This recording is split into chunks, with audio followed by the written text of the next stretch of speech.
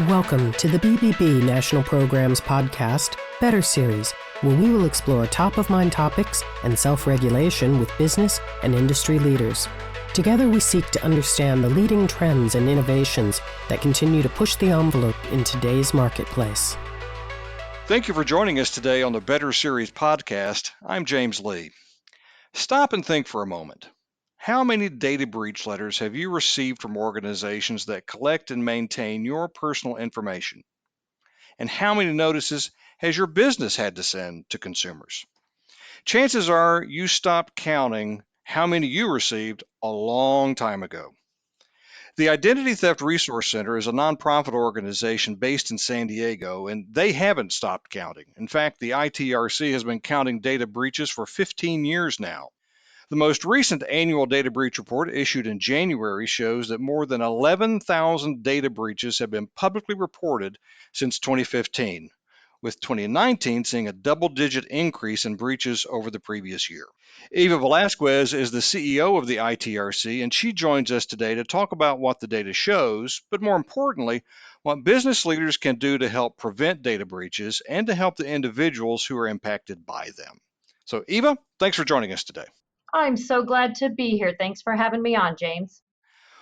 Well, it is the Identity Theft Resource Center. So that kind of begs a question. What's the connection between identity theft and a data breach? It's funny because those of us in the space can see that it's an obvious connection to us, but I can understand how folks on the outside, not doing this every day, look at particularly data breaches where you see things like, oh, it's a username and password, or oh, it's my date of birth and my mailing address.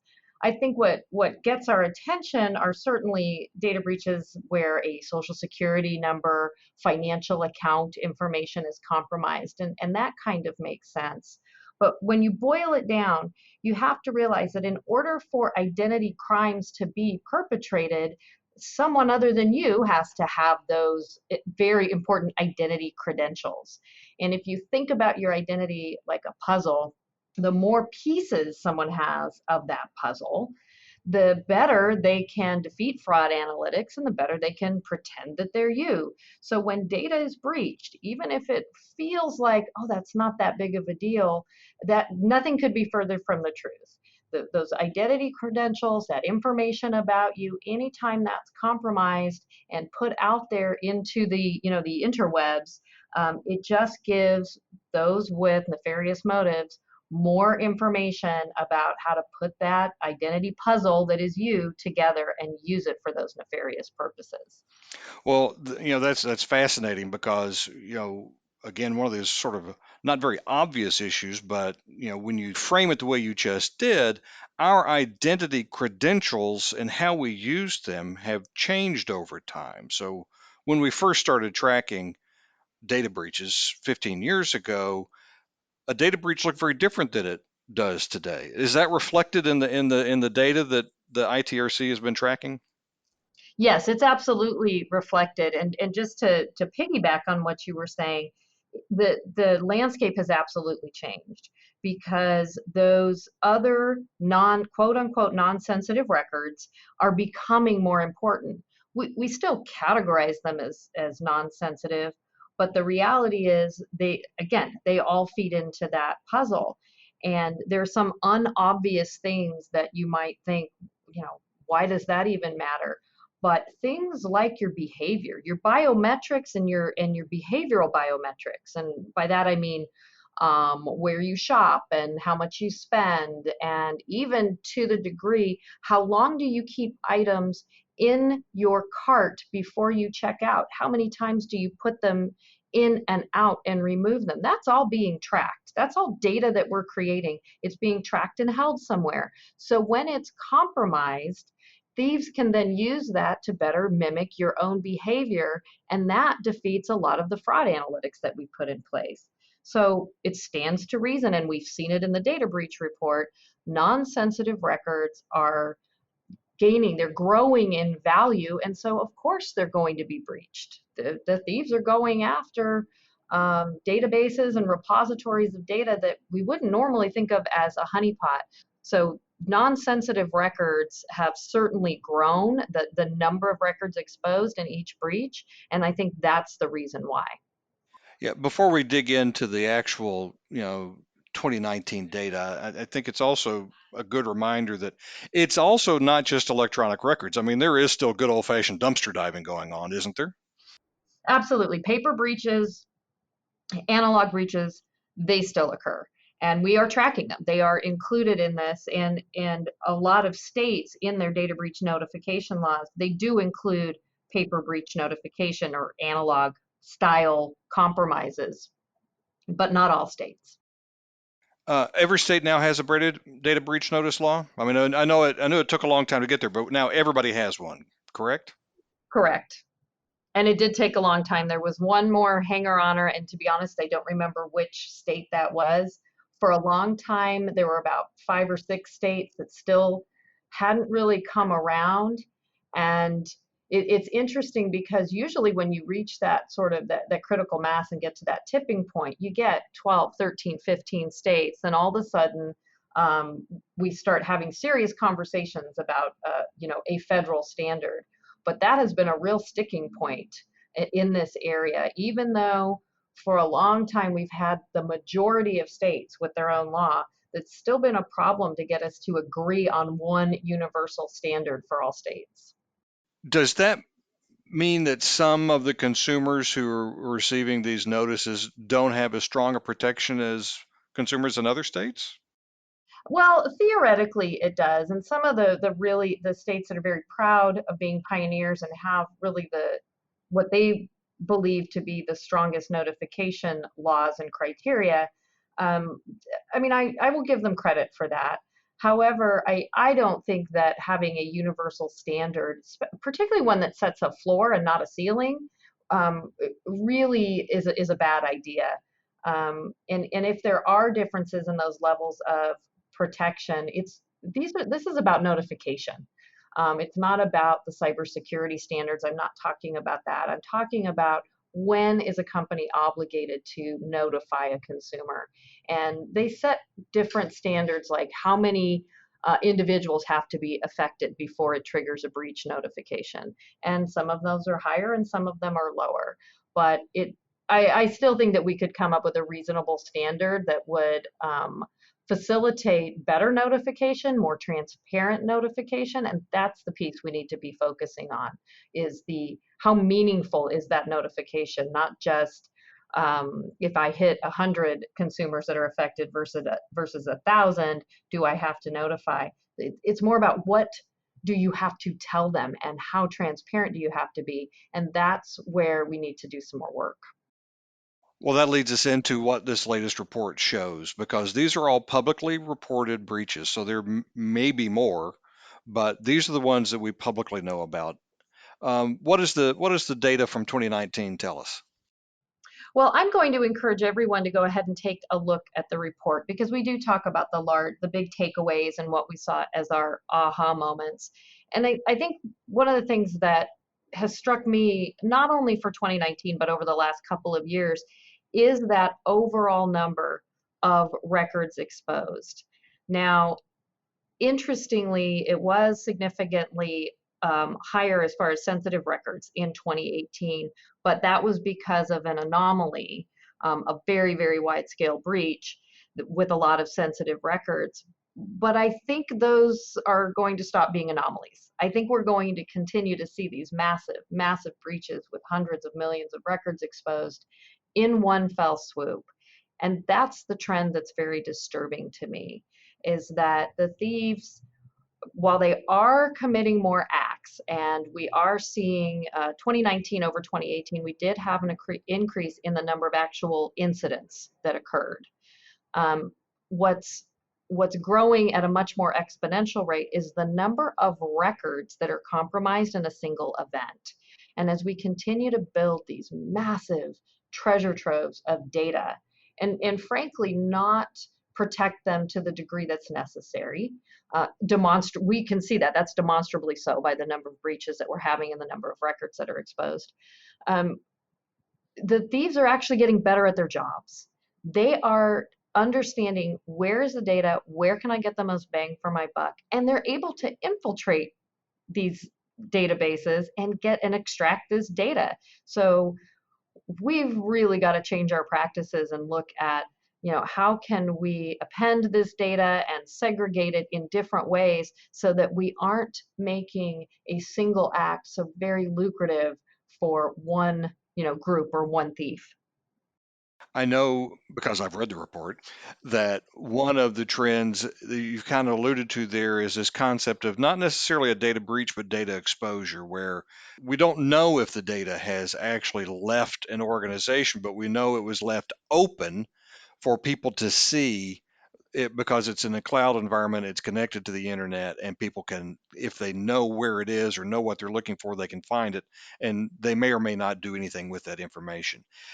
How big of an issue is that? And how, from a business perspective, is that something that is a hard fix or an easy fix? Well, let me just back up a little bit there and put it in context, because I think it's very difficult for, again, for folks that aren't in the space every day, like you and I are, to understand the difference between a data breach and a data exposure. And the best way I can put it for someone is it's the difference between losing your wallet and having your wallet stolen. So you lose your wallet, you leave it on a bus bench, you leave it sitting on a table in a restaurant. You have now created an opportunity. That information, all your cash, your credit cards, your driver's license, all that has now been exposed, but you don't necessarily know who saw it, who had access to it. Could have been a great person on the staff that said, "Oh, I have to protect this." You just don't know. Versus someone actively, and because I'm a woman and carry a purse, I'll use this analogy, someone actively running by you on the sidewalk and snatching your purse and grabbing it. They have nefarious motives. They're going to use whatever is of value in your handbag that they can get their hands on. And so that's the difference between a breach, that's the purse snatcher, versus an exposure, that's, oops, I left my wallet sitting on a counter somewhere. So that I want to put in context. And as far as the problem that it creates, just think about that happening en masse every day, all over the place. And that's the problem that we're setting ourselves up for, is not just this one-off here and there, one person leaving it. It's, just imagine, especially if you live in a big city, thousands of people every day just leaving their wallets sitting on the counter. You're going to get to the point, one, odds are someone with nefarious intent is going to see it. And two, the good people are going to start ignoring it. They're just going to go, it's too much. I can't keep saving you from yourself. So yes, businesses have an absolutely critical mandate to start setting up their databases and putting in these best practices to protect this data, so that we're not just leaving it exposed out there. And sometimes it's as simple as checking a box or not checking a box when the database is set up. So it's absolutely critical that businesses pay attention to that. And I know I'm going on and on, but I'm going to say one more thing about this. I also think it's very important for businesses to step back and understand that all of the data that they are capturing about their customers, about their internal clients, their employees, that all needs to be safeguarded. I talk with folks in the business community all the time, other nonprofit organizations, small business owners, and there's always a percentage of folks who go, well, I don't have any data that I have to protect. I don't collect any of that stuff. And I have to ask the question, do you have customers? Sure, I have customers. Do they pay you? Of course they pay me. Okay, you are collecting important data. How are you managing that?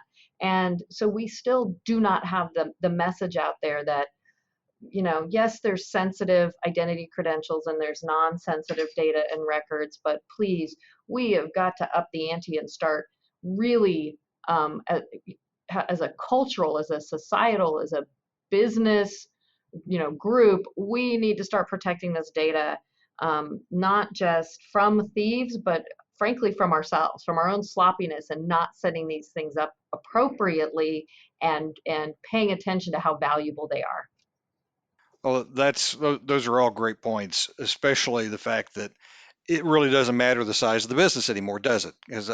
Because everybody has data, and the bad guys have figured out a way to make every piece of data valuable. They can monetize just about everything at this point. So it is really good advice to remind people that you may think you're free and clear, and you may think that nobody wants your stuff, but the reality is somebody does. It's just a matter of are they going to find it.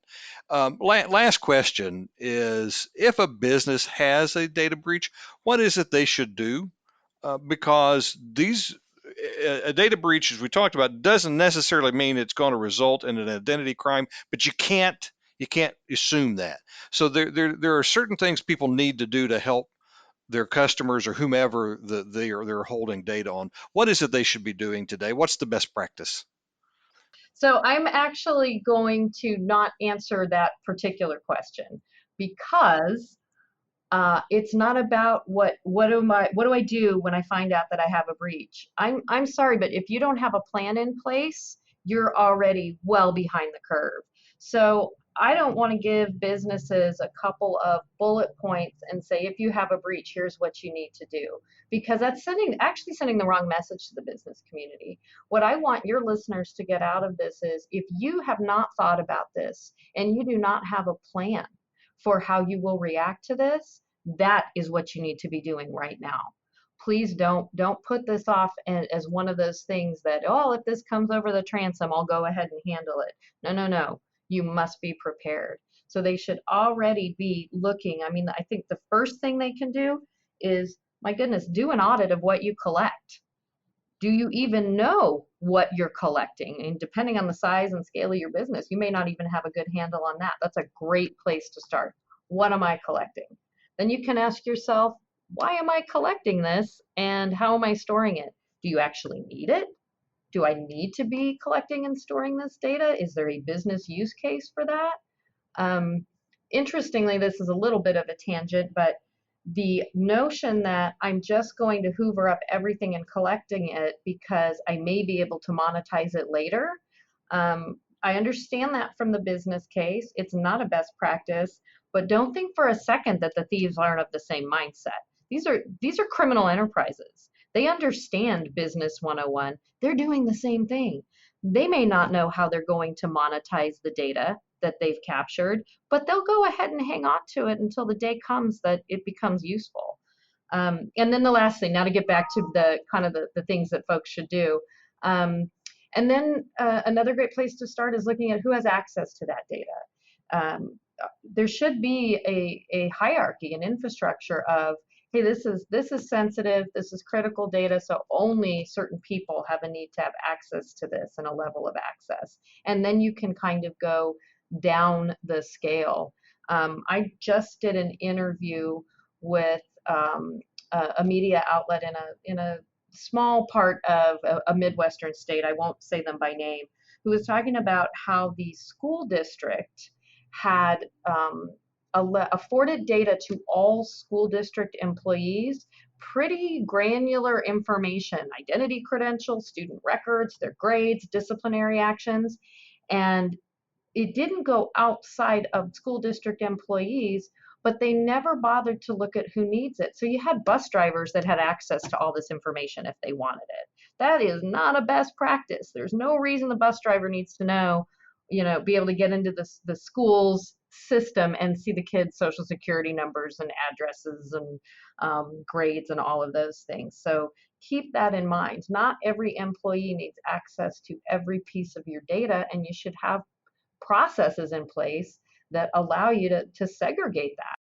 Well, as much as we would all like for this to be the last time we talk about data breaches and identity crimes, I know we're going to be exploring this issue again next year when there's a new report, and probably several times in between. So, Eva, thank you for joining us today. Absolutely. So glad to be here. And thank you for listening to the BBB National Programs Better Series.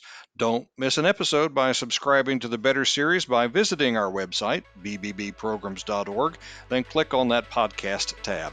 You'll find all of our episodes there, where you can listen on your Apple Podcast app or your favorite streaming platform. You just enjoyed the Better Series podcast. Be sure to tune in next time for a brand new episode. To learn more about our other shows, visit betterbusiness.blueberry.com. That's betterbusiness.blueberry.com. Follow us on Twitter at BBB_NTL programs. Send your comments and ideas to podcast@bbbnp.org. The thoughts and opinions expressed on this podcast are the views and opinions of the guests, not those of the BBB National Programs or its affiliates. This podcast is for information and educational purposes only and is copyrighted with all rights reserved. This podcast is protected by Blueberry's Terms of Service.